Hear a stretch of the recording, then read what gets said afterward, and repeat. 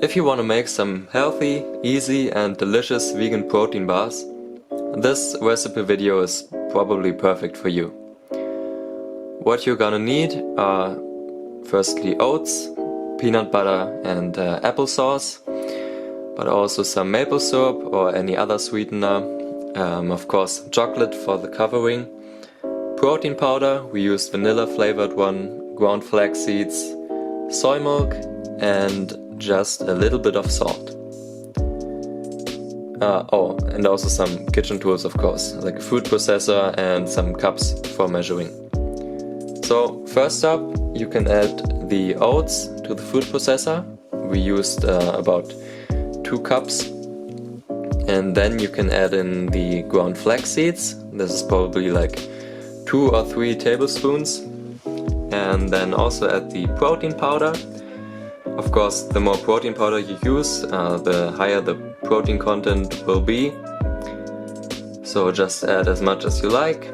Then you can already blend for the first time, so all the dry ingredients like combine nicely together and the oats turn into oat flour. It should look something like this.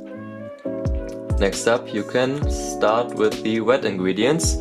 Of course, the peanut butter, we use like 3 tablespoons full, and this is like the main ingredient which gives so much flavor and just richness. Then maple syrup, again you can use as much as you like. We used like, I don't know, 1/4 of a cup full probably. Then a little pinch of salt to enhance the flavor. And then you can blend again, and at this point we realized that we forgot to use applesauce. Scheiße. Vanilla. Ja, machst du einfach noch rein, ist doch nicht so schlimm. Geht 2 Löffel auch, oder? Ja. So once you added the applesauce, you can start blending again. And then just make sure to scrape down the sides from time to time, because it will stick a lot probably in the beginning. And then just blend again, scrape down, and add a little bit of soy milk if it's too dry. Blend again, and in the end it should be like a nice dough which you can easily knead with your hands. It should look like this. And then you are ready to start forming. Just take some parchment paper and grab a little bit of dough with your hands and then just press it into, I don't know, something that looks like the shape of a protein bar. Place it on the parchment paper, repeat for a couple of times. And now comes the most fun part. You can start to melt the chocolate. I don't think I really have to explain how to melt chocolate.